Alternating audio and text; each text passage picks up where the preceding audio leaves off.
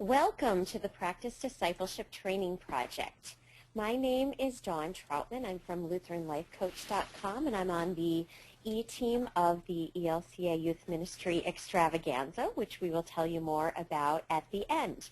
Today I am coming to you from the Metro New York Synod. This project is a result of the partnership between the ELCA Youth Gathering and the ELCA Youth Ministry Network.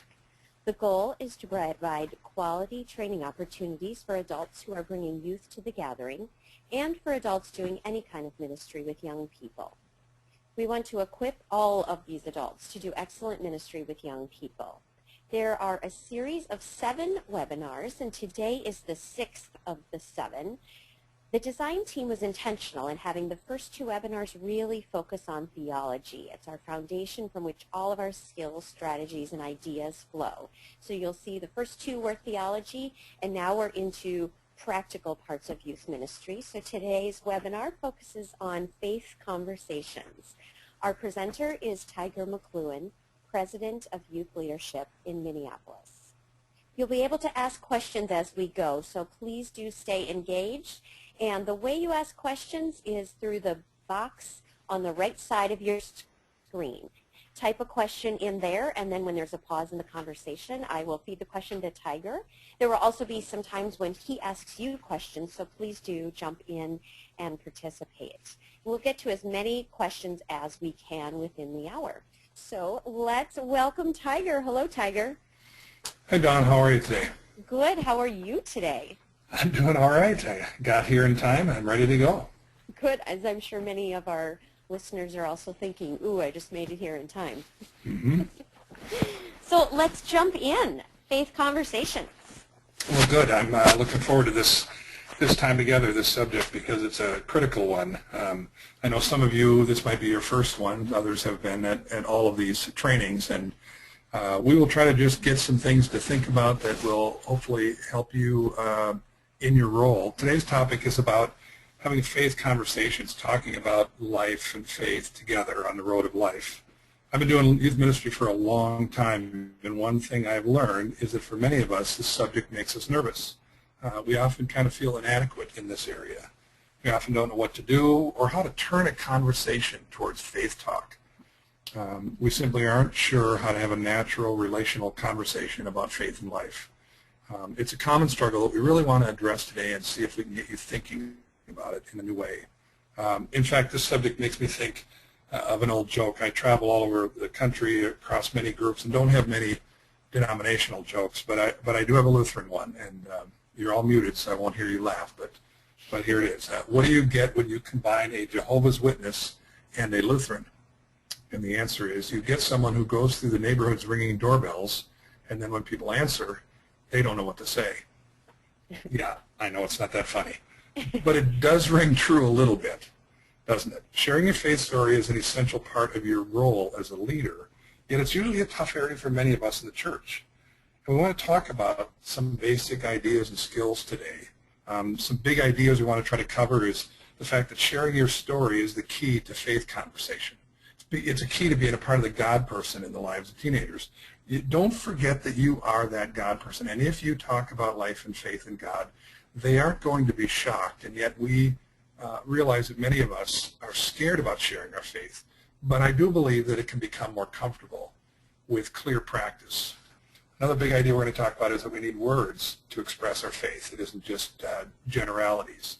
And that vague ideas won't really help us talk about faith, and I'll unpack that a little bit in a little while. As we're getting started, I want you to be thinking about a reflection, and maybe you could just jump right in and type in a response to this. I want you to think about this. Describe a time when you felt comfortable sharing your faith to another person. What was that like? What made it comfortable? How did it go? Well, think of a time when you just realized somehow the conversation turned that corner where you were able to talk about your faith, your life with church, your life with God, and it seemed to work. It seemed to make sense. It actually felt comfortable.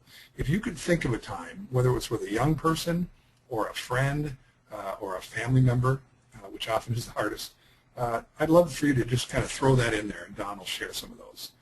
But on the other end of the coin... and before we get to that, I want you...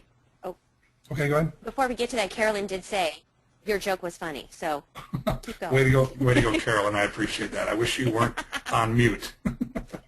So, thank you. Being a people pleaser, that's really important. Okay. Second is describe a time when you tried to share something about your faith, but it just didn't work. What happened there?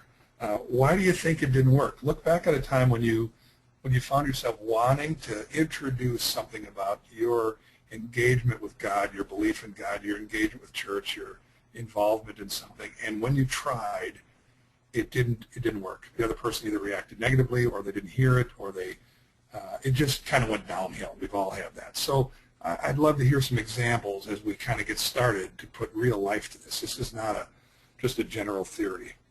But as we're doing it, I want you to remember that this is an example of knowing is not enough. We kind of all know basic ideas about this, but what are some practice times? What are some things and actions that we can do? So let me just name a couple problems. One is, I think, we tend to start thinking that we have to be theologians or Bible experts in order to share our faith. That in order to be comfortable sharing your story, you have to really be really smart and know the Bible. Remember when Jeremy talked in the theology piece, he said all of us are theologians. We all have a story to tell. You don't have to be an expert. You don't have to be in a seminary to begin to talk about how faith has shaped you, your life and engagement with church has been a support system for you, and to make that real. We have very common excuses.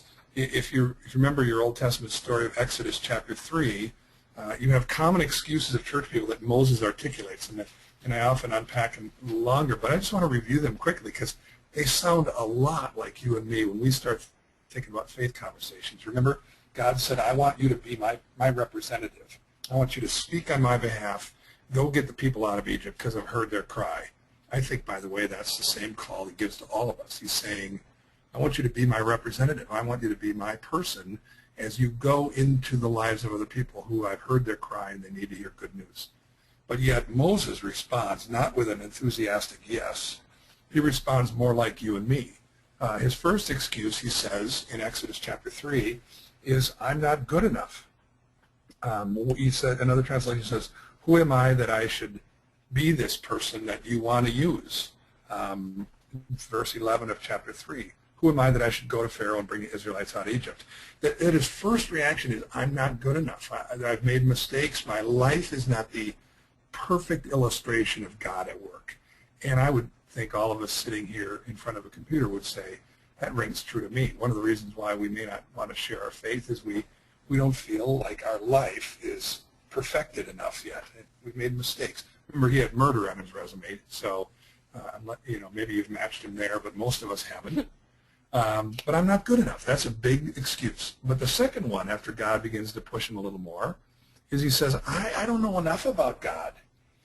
In verse 14, he says, God says, I am who I am, because Moses said, what if I go to them in verse 13 and they say, who is this God that sent you? And I can't answer the question. I think he's saying, I'm not a Bible expert. I have got some training, but I don't think I can answer all of the God questions. Do you ever feel like you can never start having a conversation about God because you don't know enough about God? Or the third one, then he says, what if they don't listen to me or believe me? We hold back from talking about life and faith, often because we don't feel good enough. We are afraid we can't answer every Bible answer kids might ask us or our friends would ask us. And by the way, I think a person who shares their faith is going to have to get comfortable saying this answer. 3 words, I don't know.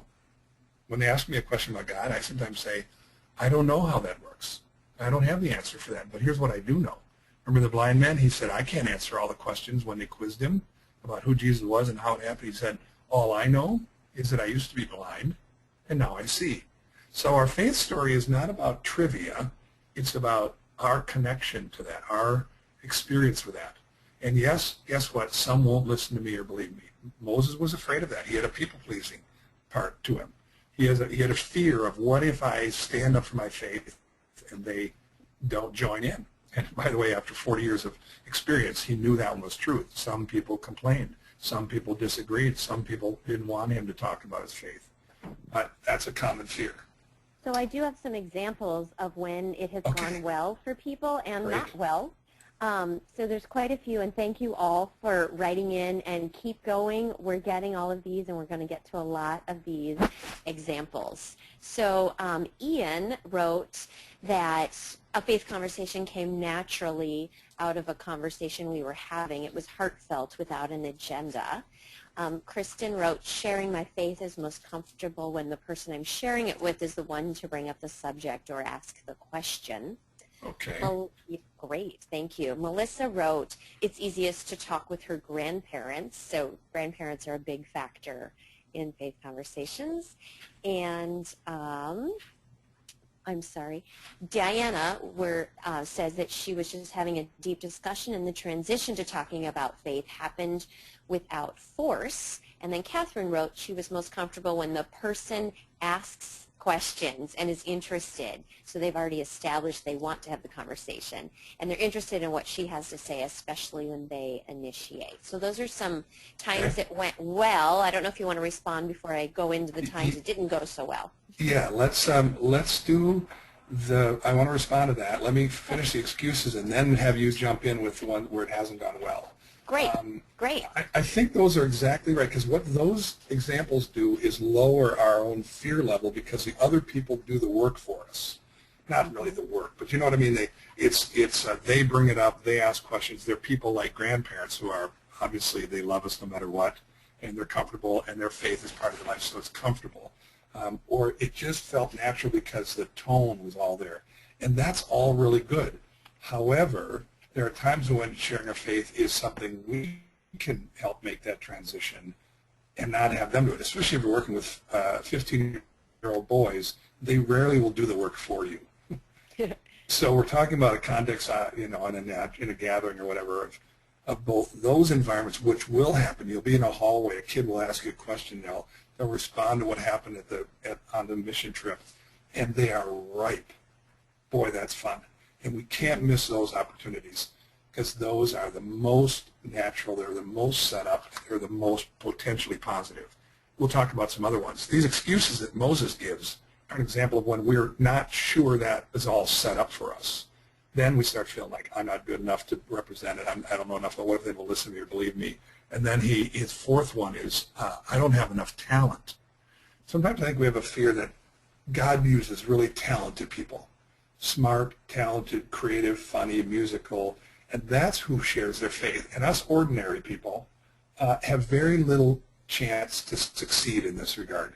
Now, his talent he was talking about in this context was speaking. He said, I'm slow of speech and tongue. I don't know that I could stand in front of Pharaoh and be an articulate representative of God and the church. Well, that's a lot of us, isn't it? And then he lands on the last one, which is the most blatant excuse, which is, okay, Lord, send someone else. Which is, I know somebody's got to stand up for their faith, but I'd rather have someone else do it. Now, those are the excuses that come out of those contexts that are not what we just discovered, where it's sometimes the seed is not completely sown and it doesn't go as well. So, Dawn, you have some examples of where it didn't go as well. Right. So Ian wrote that one faith conversation felt more like a debate than a conversation. Ian, I think we've all been in that situation. Yeah. Melissa wrote there was a time she didn't feel like she knew enough, and you have that on your list, actually. Yeah. And Catherine wrote, it just didn't work, like the time a kid looked at me and said, well, that works for you, but I just don't buy it. And I'm sure they said it in that tone of voice, too. Right? Yeah. And then Kristen wrote that sharing her faith didn't work when the person she was sharing it with told her that what I believed was wrong or invalid based on their experience. So thank you all for writing those in. Yeah, very good. And I think those are, both categories are representative of what a lot of us have experienced. Either it's gone well because the environment has set it up, or I love that Ian said it felt more like a debate than a faith conversation. It felt more like I was trying, we were both trying to win rather than really kind of talk about something that has value to us and has shaped us and that kind of stuff. That's very, very common. So what happens, I think, if we've had those excuses is we have adults who have a story, but the story is rarely shared. If you remember the landscape session with Terry Elton, she referenced Kenda Creasy Dean and the National Study of Youth and Religion, which talked about moralistic therapeutic deism, that great phrase that can impress your friends and neighbors. But what's in that study is for many of us, and me included, really critical, is that they identify how few teenagers are able to articulate their faith. That in her book, Almost Christian, she expands on it. She says they don't have a doctrine that they really clearly believe in, and they don't have a faith that they can articulate. And the reason that's true is not in spite of what the churches and adults around them are doing. That was a very typical first reaction. But the study is suggesting that they're at that place in their faith because of what adults and the church around them have done. That they haven't seen it modeled much. They haven't had opportunities to clearly practice it. And she suggests that churches need to be laboratories, was a great phrase she used, for faith conversations. That this is the place where we should be practicing it, actually practicing it. We'll talk about why we don't do that in a minute. But another question for people, in responding to some things, I'd love to have you respond to this. On a scale of 1 to 10, 10 being the most comfortable, how would you rate yourself when it comes to sharing your faith with other people in your natural life? Not in terms of a prepared devotional with kids, but in terms of natural conversations with kids on a trip, and on a bus, with your friends. On a 1 to 10, 10 being the most comfortable, 1 being horrible, it scares the daylights out of you. How easy or hard is it? And what makes it difficult for you? And another question line that, what are your fears? We talked about Moses' fears. What are the fears you have when it comes to trying to be a person who will put words to your faith and articulate your faith story in light of working with teenagers or sharing it in your normal life? That would be something, if you have any thoughts about that, shoot that question to Dawn, or that 1 to 10 scale. What makes it difficult and what are your fears? Because talking about faith is the key, and the word is talk. And that's where the struggle is. Our response has often been to be vague, and we misuse a good St. Francis of Assisi quote. I'll put it up here for you to look at. Many of us have heard it, variations of it a little bit, but it's a great quote. Communicate the gospel at all times. If necessary, use words.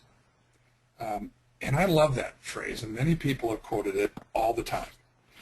But I want to suggest that we misuse it because we only quote the first part. We tend to say, I'm just going to communicate the gospel at all times. I'm going to let my life be my sharing. I'm going to let my life be the gospel.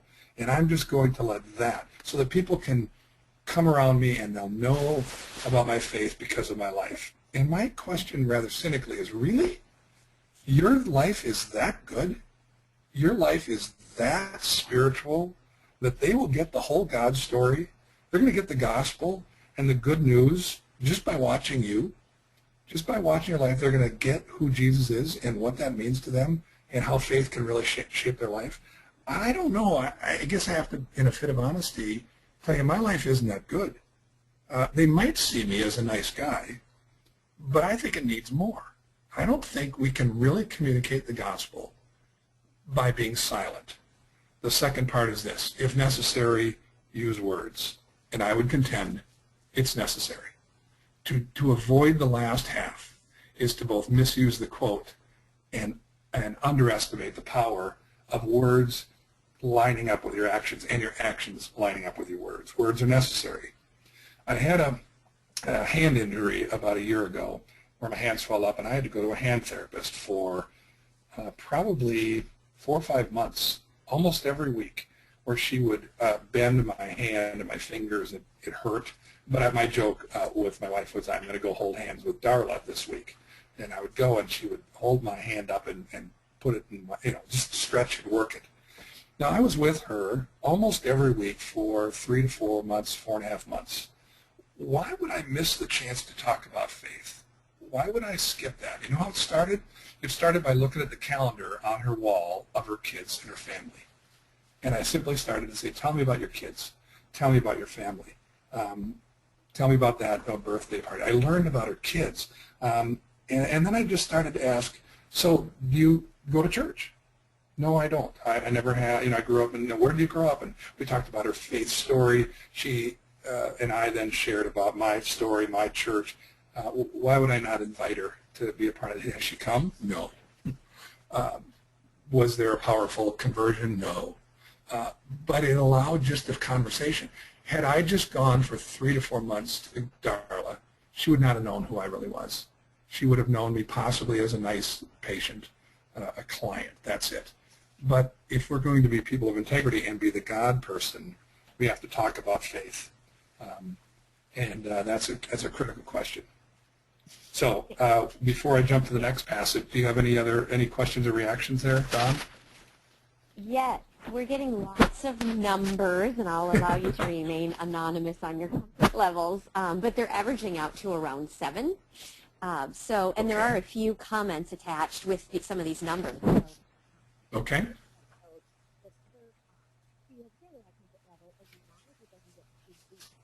Donna, am I the only one that I can't hear you? Oh, are you not hearing me? There you go. Now I heard you, but for some reason it got muffled. I'll get closer to the mic. Thank you for bringing it up. Yep. So Melissa wrote her comfort level is fairly high as long as it doesn't get too deep, but her fear is not being accepted or judged prematurely. Okay, yes, yeah. Another person wrote she's fairly comfortable sharing her faith. This is Kristen, but she didn't rate it a 10 because it's always in the back of her head, the question of whether or not she's relating the story in a way that the person connects with. Okay.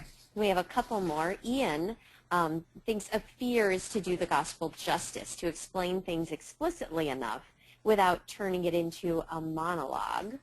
Mm. And then Linda, thank you all for writing in. Linda wrote she sometimes hesitates because she fears the young person will shut down. She doesn't want to push beyond what the young person is ready for. So if she's honest, it may be something for her who's not ready instead of putting that on the young person. Right, and Linda, you're exactly right. That's a very common fear, and we don't want to become people who are stepping all over people and communicating the gospel in words when nobody wants to hear. and you also say it is when we share, we can't do the whole thing all at once, and we have to be comfortable with that. It's hard, but I do think those fears cause us to stop when we could maybe step forward a little bit more and ask questions and begin to interact. That's a great transition. Another gospel story, Luke 24, is Jesus walking on the road to Emmaus, and I've used it in many contexts, but wanted to mention a couple things about it here because I think it helps me think about what am I doing when I'm talking about faith. And sometimes it feels intellectual or argumentative when in fact it can be relational. And first thing it says in Luke 24 is the two guys are walking along the road, and it says Jesus came up and walked alongside him. Walked alongside them. And the first step of just doing faith with people is being near them. In other words, you can't do this from a distance. It's not a formula. It's not something you just throw at them. It's that messy line of coming alongside of someone. And that's a phrase that I really like, but it means more than just being close to someone, but being interested in their world. So when I was meeting with Darla, I wanted to show interest in her world by coming alongside of her as a parent. What were some common themes? What were some, and I talked about questions about raising her kids and coming alongside of that journey and talked about how the church was helpful to me as a parent to try to find common ground. This is what it's talking about, find common ground, walk alongside, show interest in their world. And then the second thing he does is something that we really need to do to end it less of the debate. He asks questions. Remember, he said, what are you talking about as you walk along the road? Which I think I love that question. It's just an open-ended question. What are you talking about? What's interesting to you? What's going on in your world? And, of course, one of them was even shocked that he didn't know. Well, he did know, but they didn't think he knew. They said, are you the only one in Jerusalem that has not heard of the things that have been going on there? And then he says another great question, what things? Now, you're pretty much sure that Jesus knew what had been going on in Jerusalem. He didn't ask the question because he didn't know. He asked the question because it's part of creating a right environment. What are you doing? What do you care for? I didn't debate with Carla or Darla. I just simply asked her questions about her life, her family, What's that about? How does that help? Are there times when you feel gaps? She did a lot of saying, well, I really think I should maybe get my kids to. Well, tell me why that is. Well, here, ask questions. So it pulls that, whoever was saying it felt like more like a debate. Pull questions. Third thing is then he listened to them. If you're going to ask a question, don't jump into your answer. Listen to what they say. And if you listen to these guys in that text, they get a little bit of good theology. They talk about Jesus. They get a little bit of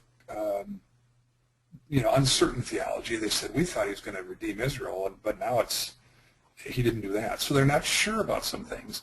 And the third thing that he gets confusion. He said, they basically say, now there's some story about an empty tomb. We're totally confused. I would argue when you're listening to people talk about God and faith, you're going to get some things they really believe in, some things they're not sure about, and some things they're absolutely confused about. And I don't have to feel like I have to answer every confusion or fill in every blank to their questions. I want to find common ground and draw them into willingness to search through the other stuff. Because the fourth thing, this thing we get afraid of with the St. Francis quote, is he talked. He taught them. He did it in his own style, and he was the master teacher, and so he uncovered the Old Testament in a way that made sense to them and they related to. You may not be that Bible teacher style, but he talked. He said something. He didn't just say, oh, I hear you're confused about an empty tomb. Huh, that's very interesting. Have a nice day. He didn't miss the opportunity. He was willing to say, have you thought about, have you considered, here's something you didn't know. And I think that's a critical piece. But what happens to us is we have to remember what we're bringing to the table. The fact is that teens need normal people to talk about faith and life for them to see it as a real part of their world. Not just the God box, not just the pastors. They need normal, ordinary people to talk about their faith. In fact, the study that I mentioned, the National Study of Youth and Religion and the Almost Christian, identified that most kids are not really freaked out, offended, or turned off if we adults talk about faith and life. Why? They know that's who we are. I mean, if you say, I believe in God, I'm convinced kids are not going to go, really? You're kidding. I thought you didn't. They know we're this. So now it doesn't mean that gives permission to be obnoxious. It means that that's part of our job. But what's happened is we've forgotten to remember some elements to our faith story. So I would say if you're going to be this person walking on the road, remember the elements to your faith story. What are the key elements? To think of things, let me give some examples of remembering the elements of your story. Name a time in your life when you felt close to God. And that's just simply not a debate. It's just an experiential reality. How has church been a part of your life as an adult? Or how has it helped you as a family? When I was talking to Darla, I simply didn't argue about the value of church or a theological discussion of ecclesiology. What I shared was, as a parent, when I went through a hard time, how important my cell group was to me and how much church has supported me. So name a time when you felt close to God. How has church been a part of your life? What story in the Bible rings true for you? Any character in the Bible, a moment in a Bible character's life that you can relate to? Hold on to that. That's part of your faith story. How has your faith helped you as a teenager or as an adult? How has it helped you? Think about that. And I would argue that if you don't think about it, practice even naming that, you'll miss the opportunity to have it come into a conversation. Maybe you could identify a tough time in your life when faith or God or church was helpful to you. See, those are just remembering those elements. When did that happen? You've got to think about them. You've got to even practice saying them out loud, and we'll talk about that in a minute. But you got to practice it, because a phrase I've used before in these seminars, and I'll do it many, many times, is remember something. Vagueness is killing the church. Vague ideas that sound good, have a little bit of God, but it just doesn't hold water. There's no traction under it. There's no passion. Vagueness is killing us, and when it comes to sharing your faith, I would argue this is where we've gotten really vague, where we've just done the share my life, etc. But if you have loose ideas with no words, those generally produce very little conversation. So we're going to have our first ever webinar practice. Well, before we do that, Dawn, any comments or questions I should know about before we jump in here? No, go ahead, and then I'll let you know once Okay. people have practiced. Good. This is going to be our first ever webinar practice session, so you have to be doing this in your head or write these down and actually practice them. This is an example of not just information. So I'm going to give you homework right now to get a piece of paper out and write these down or practice these. Here's what I want you to imagine, a scenario. The scenario is this. You're talking to someone that you know, a friend, not a stranger. I'm not talking about beach evangelism with a pamphlet and getting weird. You're talking with a person that you know. It could be at work, it could be a teenager in your church, it could be a family member, and you're having a conversation and they ask you questions.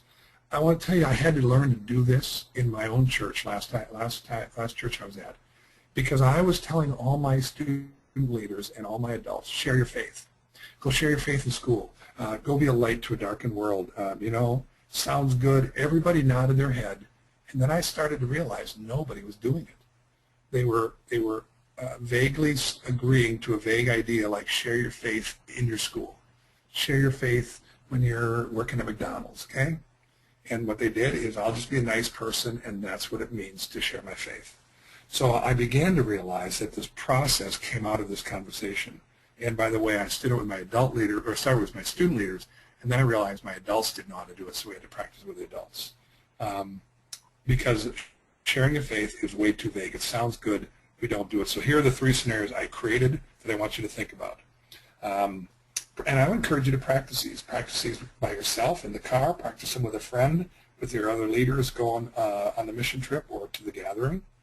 You don't have to feel pressure, but you have to, maybe they feel uncomfortable. So here's the first one.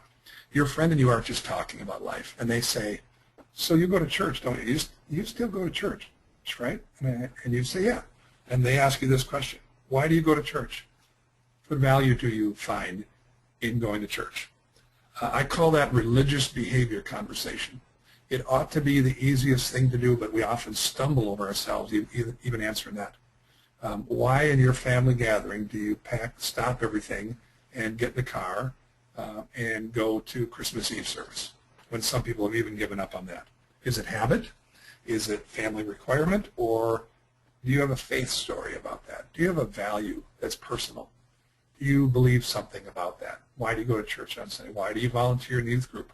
Is it just an oughta, gotta, shoulda? Or is there something about your life of faith that is showing up in the fact that you're a confirmation guide? Until you name that with words and religious behavior, you will miss opportunities that I think people are interested in. Because hopefully we're sitting here saying we're not the image of churchgoers that it's out there in the media right now, which, by the way, we all know is not good. So why are you not like that? Why are you still going to church? Why do you go to that church? Okay? Why do you go to church? Second is, okay, you have a conversation, not a debate. You're not saying they have to go to church. Say, well, this is why I go. Second level. So if you go to church, then you believe in God, right? And you would say, I hope yes. Why do you believe in God, and what does that faith in God do for you? How has God helped you? How does your faith make any difference in your life? That's called God conversation. First one is religious behavior. Second one is God conversation. How do you make a conversation about how faith is helpful to you? Does it help? If so, what does it do? How has it helped you in a moment of joy or difficulty? Why did you get your child baptized? Why? That's religious behavior, but why does that help you? Why does it help you as a parent? How has the church community and God impacted your life? Think about that. Again, I would argue if you don't intentionally think about that and remember and recall moments that I call sacred memories and uncover those, you will miss the opportunity for that to come naturally because you haven't practiced it in your head. Third level is, okay, so you go to First Lutheran, that's a Christian church, right? So how does Jesus fit in the picture? What do you believe about Jesus? This is level 3, and it is the most difficult of the 3, because now we're talking about Christian distinctives. We're talking about Jesus conversation, which, again, by the way, the National Study of Youth and Religion said most kids never mention Jesus when they talk about faith. They talk about God generically. Why? Because we have done only at best levels 1 and 2 with our kids. Go to church and believe in God. We haven't created an environment where the distinctive of who Jesus is and how John 10:10, that Jesus says, I'm going to give you life and life more abundantly than you'll find anywhere else, is a natural part of our conversation. So there's the 3. I'd love to hear your reaction to it. Can you picture answering those questions? What you wonder about as you think about, number 1, religious conversation, God conversation, or Jesus conversation? My argument today will be, unless you actually practice putting words to those 3 answers, you will generally fall back to the vague concept of sharing your life, sharing your faith by your life, and only doing half the quote. You have to put words to your faith, especially if you're going to move from religious behavior to God talk to Christian distinctives. To be on the road with people, to ask questions, and to listen is crucial. But we have to know that there's simply a time to turn the corner. That's our role. Sometimes the kid will turn that corner for us or really quickly with us. But I would argue we need to be willing to open the door, invite them in to the participation of God talk, get them to talk, to verbalize it. My theory on this is partly brain analysis and partly faith. When you get someone to talk about what they believe, even if what they believe is history of confirmation or declaring something out of memory, or even a question, what we find is that the brain seals it. The synapses wrap around that thing. So I would argue that you want kids to be talking, even if they're not sure, to declare their convictions as much as their doubts. That's why I argue that you need to practice talking. You need to process every night at the end of a gathering or at the end of a mission trip. Get them to say, what was a highlight? Did they learn anything? Did they wonder about anything? Did they feel God's presence? To get each kid to name something, because their brain will seal that and they'll remember it more. To just be there and not notice it, not get them to name it, it misses the opportunity for kids to grow deeper in their faith. That really is a great segue into David's question. Okay. You already started on his question without even knowing what I'm going to ask. He said, how does this connect with the experience of taking kids to the gathering? You're saying ask them those questions in the evening. But he has a few more questions. Are the expectations different because the kids signed up and want to be there? As opposed to you talking to your CAM therapist or someone in your daily life? And then, is it different than talking with kids who you don't know well? Thank you, David. Very good question, David. And I would say, yes, it's different. Yes, it's different. Each context is uniquely different, and therefore our faith conversation, why we need to practice it so we can adapt it as needed. I think, yes, when kids sign up for an event, there are expectations. I'm going to oversimplify today, but I have expectations I have 3 levels of expectations when I'm with teenagers. If I'm with someone who says, I don't believe that, like that one person talked about, they just said, I'm just not there, I don't believe that, whatever phrase you'd use for that person, I would say what I expect is honesty. I just want to talk about life and faith. I just want to talk about what they do or don't believe and how they got there. You don't believe in God. You think church sucks. Okay, great. Tell me how you got there. I'm interested in that. And all I expect is honesty. You can name that clearly. And then you say, but in that honesty, I want to be honest about my experiences, how my faith has shaped me, not to convince you, but just to remind you that there's another perspective. So honesty is level 1. Level 2, when I'm with kids who say they're Christian, which, is, by the way, is 85 to 90% of the kids in the study and 85 to 90% of the kids in our church, they say they believe in God. Here's what I expect. I expect the permission to have faith conversations. Why? Because they said they believe it. And I'm not going to even argue with them. I'm just going to make that assumption. They came to the gathering. We're going to talk about God at the gathering. Oh, surprise, surprise. So at night, if I want to say, let's talk about God and faith and life today, and they say, I don't want to, I simply, let's just talk about it. You made the assumption. We're not coming out of left field. You're on a mission trip. You're at Bible camp. We're going to talk about God. Does that mean we're mean or imposing? No. What it means is we're conversational and relaxed. But you said it. I believe you. So, in other words, you might ask the question of that, how does God, what you learned at church, interact with what you just said about your life on Friday night? And if they say, well, I don't want to talk about it, I would just say, well, then which one is uncomfortable? Thirdly, by the way, when I'm with kids who say they're a disciple or really serious about it, and there are those kids who say that, and they live it, and they're on the student leadership team, then I expect a little more. I expect some sacrifice. I expect a willingness to hear challenging things because they've said, I'm willing to. I'm on a mission trip. I'm not on a vacation. I'm not sitting at the beach. I'm willing to work hard because my faith is calling me. Now I have a different expectation.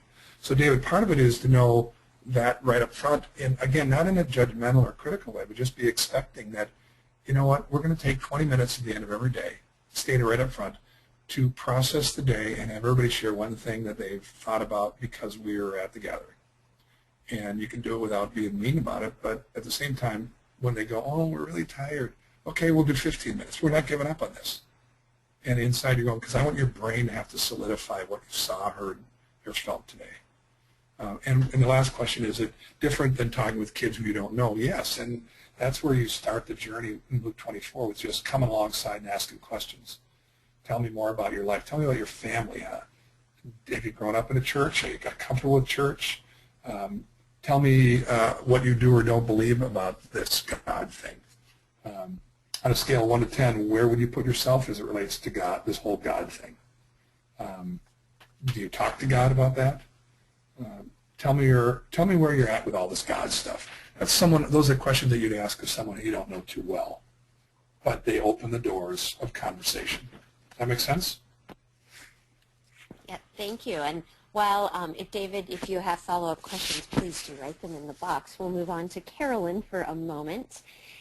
She said a powerful response that she gives inquiring people about Jesus. She says, if it weren't important, why did Jesus have to die? So she says it's important to not marginalize the importance of what God did through Jesus. Thank you, Carolyn. Mm-hmm. And that's part of this really important in today's world where it's a vague theological concept where it's all about this nice grandpa God who's up in heaven and a little too old and out of control to do much, but to tell a story of a God presently and actively engaged in the world and ultimately engaged to the point where Jesus came, who we celebrate on Christmas. But that story has theological significance and then personal significance. How has that shaped you? What difference does that make? What is that doing and has done for you as a person of faith? So I think that's right. Don't marginalize Jesus. But we have to be willing to turn the corner on the conversation. And so I'll give a few ideas here as we close up my portion here. Remember, some kids will help you turn the corner. Others, you have to kind of do it, and again, to not do it in a debating sense of way, but in terms of a interest. Let me just give some suggestions. So if you're talking with a kid who says something, a situation, a hard situation, a joyful situation, I sometimes will ask, what would it look like to trust God in that situation? Not because I'm suggesting they aren't, or I'm debating. I'm just wondering, what would it look like when they describe it? What would it look like to trust God? Or if a person were serious about following Jesus, what do you think they would do there? Sometimes it's helpful people talk about their faith in a third person word rather than always about what should you do or what do you think a person should do in terms of yourself. But if a person were serious, what would you think that they would do there? Or another way to think about it is, how does that line up when they share something about their life? How does that line up with what you've learned at church? In other words, that's the one of lining up with religious behavior. Remember, this is something of someone who's declared themselves, maybe I believe in God, I go to church, but then they're talking about their life, or you see them on Facebook, and you just want to ask the question, how does that line up? Again, not with judgment, but just curiosity. I've asked that question a lot, or how has your faith helped you at all in that situation? Those are not judgmental questions, but I think they open it up. The third one, how does it line up with what you've learned at church? I think what that's doing is helping kids in a faith perspective, what I call evaluate the aquarium that they're in. Everybody swims in this cultural aquarium we're in. And the only person who ever evaluates that aquarium is Finding Nemo. I love that movie where they're plotting their escape out of the aquarium. Because most of us never plot the escape out of our aquarium. We just live in it. And that's where Jesus says we're going to be in the world but not of the world. That we live in this aquarium called the culture. But I think a skill set you and I need to do is to help kids evaluate the aquarium. And that third question helps me wonder about that. How does that movie line up? Did you see anything in the movie that really supported stuff you learned at church, or anything there that was completely contradictory? And again, you don't have to say, therefore, you're being bad to see the movie. You're just asking. And what I found is sometimes kids will say, well, why do you care? Well, I care because I'm just wondering how that works for you. It's a struggle I have. So what would that look like for you? How has your faith helped you? Another one is, I wonder if trusting God would make any difference in that situation. I added that after I gave this to Todd. I wonder if trusting God would make any difference in that situation. When a kid's naming a tough thing at school or a tough thing at home, to turn the corner is not, again, to judge, critique, debate. It's to wonder. What would it look like to trust? Well, if you were serious, what would that look like? What does that line up with the religious behavior you've learned? How has your faith helped shape you? And I wonder what trusting God would look like. Other ones, examples, if you're thinking about, is tell me about your experience with church. How has that been positive or negative? And not try to defend it at this point. How could being part of a church or a youth group help you in that situation? Do you think it would offer any help? What you're doing is, again, not trying to debate, but wonder. When a person says, I can't believe in God, I can't believe in Jesus, well, then just ask, is there anything that's holding you back? What's causing that to be a really hard concept or idea for you? And that opens up the conversation without this issue of having to win an argument. But those are things that are important. I know it can feel intimidating, but we believe, those of us on this team, that teens are helped when caring adults around them actually put words to their faith. That you're not just nice people, you're God people who have practiced being open to the possibility of the conversation turning. It doesn't mean you demand it, expect it, or force it for longer than it needs to.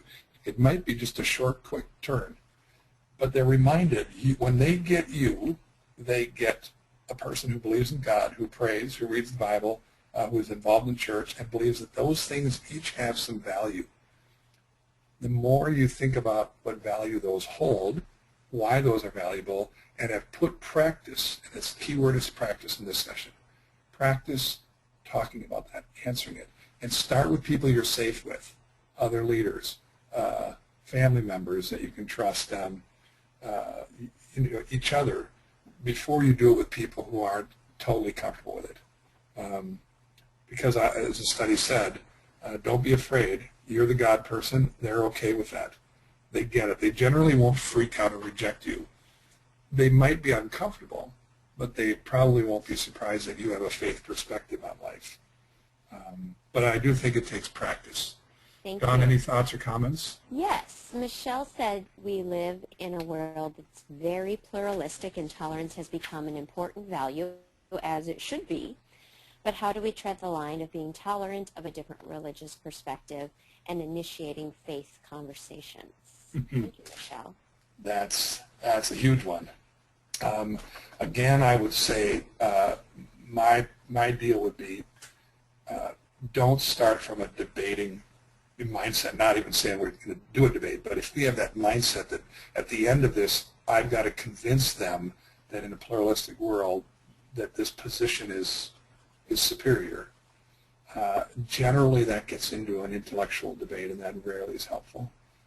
In a pluralistic mindset, I do think part of our job is to understand the Christian distinctives in a pluralistic mindset, to not lower the clarity of some of the distinctives of the Christian faith, not in a judgmental way, but in a clarity way. And that takes work, and all of us need to learn more about that. And I would say every person listening, including myself, can do a better job of lovingly working on knowing more about our Christian distinctives. But tolerance is not necessarily saying that I therefore am going to compromise everything about my faith. It might be to say, I'm not here to argue with you, but here's what I have found. Here's what my experience has been. Here's the story of my life. And here's the story of God as I understand it in the Christian faith. This initiating God, not this disconnected God, this personal, relational God who's known us, created us, and is involved in our world, not just involved with us, not just to forgive us our sins, but to be involved with us. And how to articulate that story, not again in a win-lose debate format, but in a personally passionate, experiential viewpoint. And so I think that's a great question. And I think tolerance comes out of attitude, but not out of compromising what we believe. Thank you. As I look at these questions, if we could go back a slide just quickly, sorry. They're all meant for people, you can ask kids these on a mission trip in their daily life as you're raking leaves doing a service project. You also kind of touched on how is this playing out in a movie or a book or things like that. Are there different media, different movies, different TV shows that have come up recently that you might suggest as conversation starters where these questions could be asked at the end? I would say almost anything that kids talk about can be the starting point. Whether it's the magazine they're looking at, the TV show, the movie, even though it may not be a story of anything directly related to religion. Wow, that was a weird word. I love it. I think it's an opportunity to just say, well, let me just give soon I just watched, in fact, our youth pastor recommended it, and we watched Crazy Stupid Love last night. Didn't like it that much, but it's all about love. It's all about relationships. It's all about a 13-year-old loving a 17-year-old who loves a 42-year-old who's getting divorced because his wife had an affair, whose daughter is dating a womanizer who coached the guy how to womanize women after his separation from his. It's all about relationships, and it's all about sex. A kid tells me now, if a kid just mentioned seeing that movie, I would start right all over the place going, that movie's all about love, so tell me what you learned about love there. And if the kids in church would say, so how does that line up with love as you've understood the church talking about it? Not to say, they slept together and that's really bad. But to say, I just think that's any movie almost. You want to see the Twilight series? I bet there's a way I can have a conversation about faith and life with there. If you just open it up with a non-judgmental, invitational, what did you learn there about relationships, about love, about faith, about brokenness, about hurt, about anything? And stay in the conversation. And just stay in it, see what happens. Yes, thank you. Melissa asked a question, when one goes through a hard time in their life and then wonders where was God in that hard time, or what did I deserve to do, what did I do to deserve this, and it's over and over, how can we get them comfortable believing once again? Kind of a crisis of faith question. Thank you, Melissa. Yeah. Some people, I can't remember, have said many times, God is on the lips of people in pain. Not often with good theology, but God is there. Either they're going to blame God, search for God, wonder about God, be angry at God. Pain is a tough thing. And again, I would say if you've had painful moments where God has been helpful, you share those not to convince them that God is there always, although that's part of it, but to remind them that their sense of disconnection to that pain is very common. Even to mention without being a Bible expert, boy, what you just said sounds a lot like what I've read in the Psalms. When people who have been hurting have really wondered, how has God been in that? And they often don't get it till later. And I would pray that you would hang in there so that in 6 months or a year from now you'd have some lessons that, so you don't try to debate them. But I think the mess of life is hard to talk about faith, but it's also a great laboratory to wonder with people about when this faith thing is not a nice formula that protects us from pain, but can be a rock, a secure foundation in the midst of pain. I think now you're talking the language that people are looking for.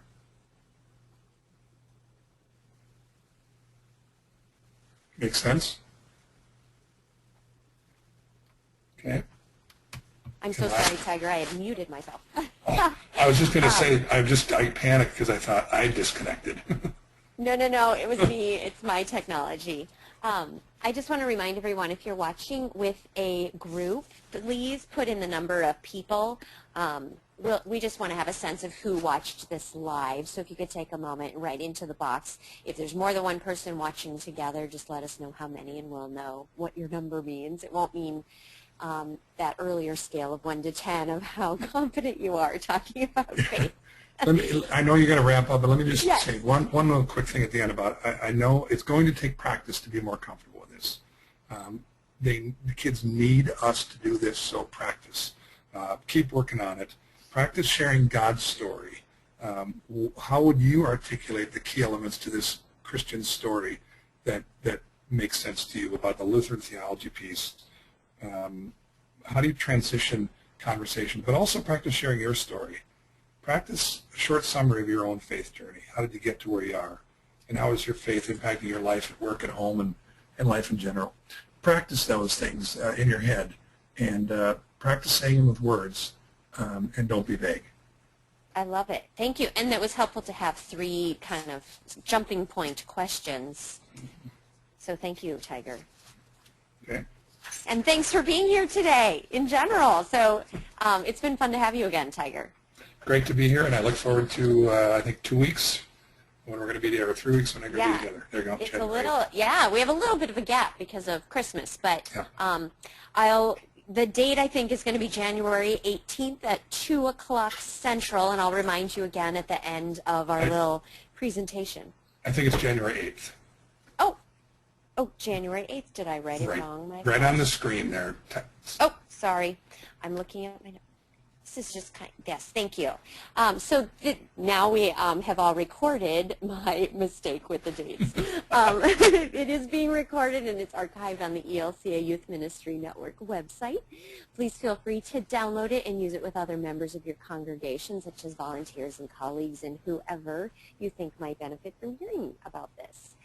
This and all 7 webinars will be presented as workshops at the ELCA Youth Ministry Network Extravaganza in February in New Orleans. For those who don't know, the Extravaganza is the church's annual gathering for adult leaders in children's and youth ministry. There are great speakers, workshops, music, and this year's theme is Go. The event focuses on spiritual renewal, great continuing education, and opportunities to network with others who are doing the same kind of ministry. More information is there at the address you see at the bottom of your screen, elcaymnet.org/extravaganza. Also, each synod in the ELCA has a trained coach who will be offering our training seminars, as well as the content from some of these webinars, and that is a live coaching locally in your own synod. So you can look on the calendar to find your local training by going to elcaymnet.org/ELCA training overview. So our next webinar with Tiger, as I now have clarified my dates, I'm so sorry, is scheduled for January 8th at 2 p.m. Central Time, and you can register for that one the same way you registered for this webinar by going to elcaymnet.org/ELCA training overview. So thanks again to Tiger, and thank you for joining me. My name is Dawn Troutman from LutheranLifeCoach.com, and we will see you again in January. Thank you and goodbye. Thanks. Goodbye.